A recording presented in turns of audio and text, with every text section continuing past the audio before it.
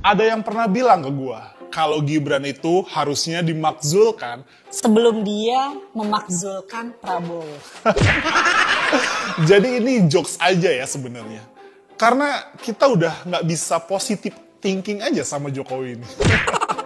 Soalnya ya, bapaknya Gibran itu dianggap udah menanamkan dalam tanda kutip nih, bom waktu ekonomi.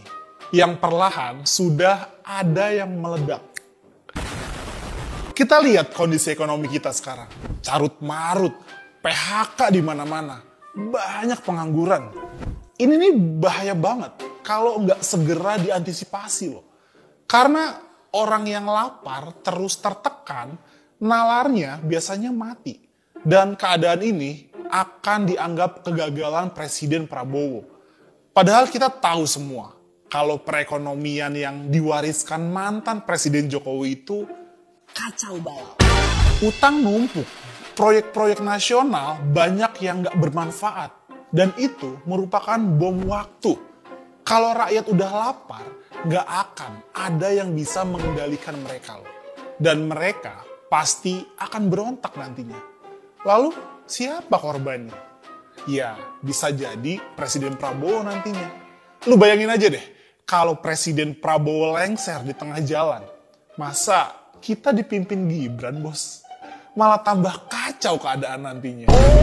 Jadi kita harus sekuat mungkin lah membantu pemerintahan Presiden Prabowo supaya tetap kuat. Dan program-program ekonominya tetap berjalan sesuai rencananya. Karena kalau kita nggak bantu nih Presiden Prabowo, bisa-bisa isu soal kekuasaan dia yang katanya cuma berumur 2 tahun beneran kejadian loh. Dan kita juga akan nyesal nantinya. Lo emang mau dipimpin Gibran? Aduh, gua sih ogah ya. Tapi ya banyak juga yang apatis. Gimana mau percaya pemerintahan kalau Presiden Prabowo dianggap masih tunduk kepada mantan Presiden Jokowi? Hidup Jokowi! Kalau gue bilang mah, kalian apatis sama Prabowo sama aja melanggengkan jalan Gibran untuk menuju puncak kekuasaan. Jadi kalau kalian apatis ya logis-logis aja sih sebenarnya. Nah, gue tuh merangkum dari beberapa sumber. Ada beberapa alasan kenapa Gibran dianggap tidak layak ada di posisi sebagai wakil presiden. Ada alasan subjektif dan ada alasan kinerja. Mungkin baru kali ini terjadi di Indonesia, di mana posisi wakil presiden mendapatkan begitu banyak tekanan. Posisi wakil presiden itu kan sebenarnya orang nomor 2 di pemerintahan. Dan banyak dianggap sebagai ban serep aja kan. Tapi kenapa kali ini terasa berbeda ya? Ya, karena yang menjabat wakil presiden itu Gibran. Dia dianggap sebagai simbol anak manja. Karena ibaratnya untuk berdiri aja masih harus dibantu orang tua. Selain itu, dinilai simbol kesewenang-wenangan kekuasaan yang bisa memainkan konstitusi seenaknya untuk kepentingan keluarga. Dia juga dianggap sebagai simbol anti-meritokrasi. Dengan kata lain nih, kalau mau sukses harus punya ordal, alias orang dalam. Terus dia dinilai sebagai simbol anti kerja keras. Karena percuma kerja keras kalau nggak punya backingan kekuasaan. Itu adalah simbolisasi yang melekat pada diri Gibran, yang nggak mungkin hilang. Karena sejarah yang dia tuliskan sendiri memang sudah seperti itu. Usulan pemakzulan Gibran ini menurut gua emang akan susah terlaksanakan. Tapi harus tetap digaungkan loh, supaya generasi muda nggak apatis sama negaranya. Supaya generasi muda melawan hal-hal yang merusak tatanan kehidupan nih, supaya mereka terus bersuara memikirkan perjalanan bangsanya sendiri, dan ketika nanti mereka jadi orang tua, mereka bisa memberikan pelajaran lah kepada anak-anak mereka. Nah, kalau mau sukses, belajar yang rajin ya, dan kerja keras ya. Jangan kayak Gibran. Para pendukungnya masih banyak yang menganggap Gibran itu sukses sebagai wali kota Solo. Padahal mereka lupa kalau Gibran itu bisa bekerja di Solo karena bantuan pemerintah pusat, bos. yang waktu itu dipimpin bapaknya. Coba deh lu cek. Itu pejabat-pejabat yang datang ke Solo, beberapa kali mereka kunjungi daerah lain. Silakan, buktikan sendiri. Kalau di catatan gua itu bisa 5:1/5 kali datang ke Solo. 1 kali datengin daerah lain. Itu artinya ada perhatian khusus untuk daerah Solo yang dipimpin anak bosnya. Ya, itu emang menguntungkan buat warga Solo. Tapi untuk daerah lain gimana? Bukankah mereka berhak mendapatkan perhatian yang sama? Jadi kalau ada yang bilang Solo maju karena Gibran, menurut gua itu salah besar. Solo jadi maju karena dukungan spesial dari pemerintahan pusat, alias bapaknya Gibran. Ada lagi yang bilang juga soal kapasitas Gibran, yang dinilai nih gak cakap sebagai wapres. Ini bisa juga kita lihat ambil dari sisi kita sebagai rakyat ya. Gibran boleh aja punya visi, punya ide. Tapi tanggapan kita apa? Dia bilang kalau AI itu gak akan menghilangkan lapangan pekerjaan. Wah, ini kan sotoy banget ya. Apa dia nggak tahu kalau banyak pekerjaan yang udah hilang digantikan AI loh. Terus dia bilang soal anak muda yang harus kerja keras membangun bangsa.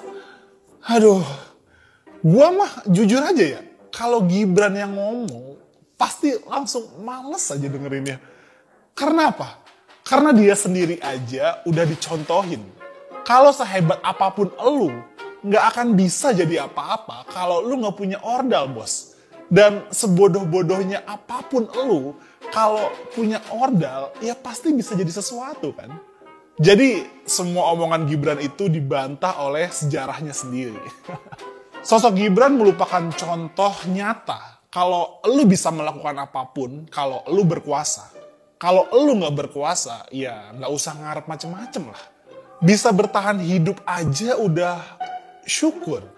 Ini adalah sebuah contoh yang nggak bagus dan bisa bikin generasi muda hilang harapan. Gue yakin lah, ini jadi pertimbangan serius para purnawirawan itu. Dengan segala macam atribut negatif yang melekat pada dirinya nih, gue rasa sangat wajar kalau banyak pihak menginginkan Gibran untuk dimakzulkan atau diberhentikan dari jabatannya. Jadi suara dari para purnawirawan TNI itu juga merupakan aspirasi dari masyarakat untuk diperhatikan loh. Dan aspirasi itu sah dan diperbolehkan di negara demokrasi ini. Jangan anggap mereka pengganggu karena mereka cuma bereaksi atas apa yang sudah dipertontonkan oleh Jokowi, Gibran, dan keluarganya. Apakah aspirasi ini mengganggu ketenangan keluarga Jokowi? Ya mungkin aja mereka terganggu ya. Sampai-sampai ada dugaan loh, kalau Jokowi memerintahkan Panglima TNI untuk mencopot Jenderal Kunto loh. Karena ayahnya ikut mendukung proses pemakzulan itu. Tapi apa reaksi Prabowo sebagai presiden? Dari kabar yang beredar nih, atau kabar burung lah ya, katanya Presiden Prabowo nggak nyaman dengan mutasi Jenderal Kunto ini. Dan langsung memerintahkan Panglima TNI meralat keputusannya.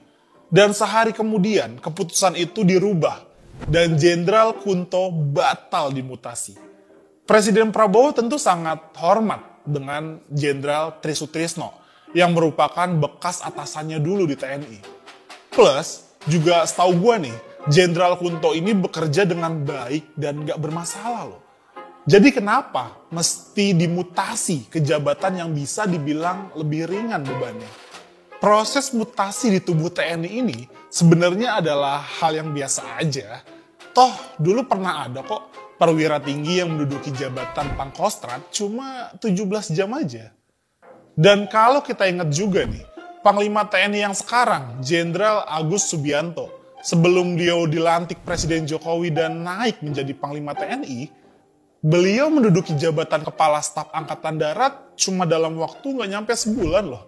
Ini berarti seharusnya nggak ada yang luar biasa dari pergantian jabatan di tubuh TNI. Cuma menurut gua kenapa ini jadi rame ya? Ya, karena momentumnya aja. Karena momentum yang bersamaan dengan tuntutan purnawirawan TNI.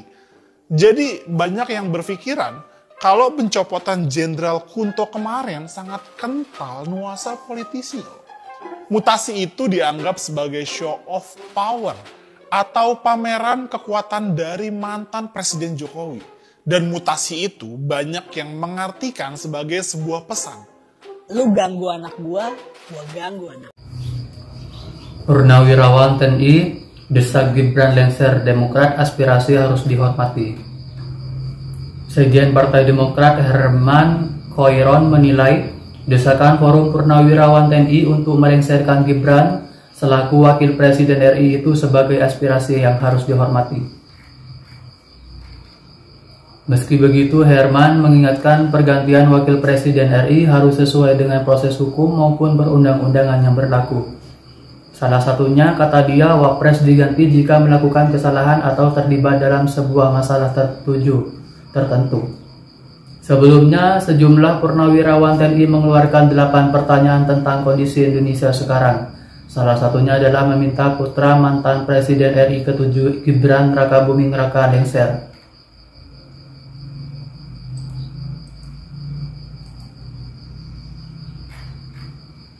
Beberapa purnawirawan TNI tersebut antara lain Tri Sutrisno, Jenderal TNI Purnawirawan Fahrul Razi, Jenderal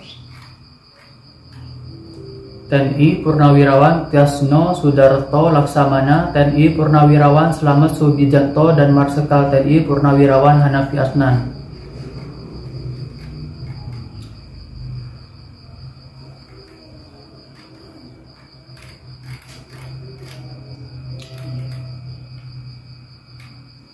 Delapan tuntutan Forum Purnawirawan Prajurit TNI sebagai berikut. Pertama, kembali ke Undang-Undang 1945 asli sebagai dasar tata hukum politik dan pemerintahan. Kedua, dukungan terhadap program Kabinet Merah Putih, kecuali untuk pembangunan Ibu Kota Negara atau IKN. Ketiga, penghentian proyek strategis nasional PSN seperti PIK 2 dan Rempang yang dinilai merugikan rakyat dan merusak lingkungan. Keempat, penolakan tenaga kerja asing asal Tiongkok serta desakan agar seluruh TKA ilegal dipulangkan.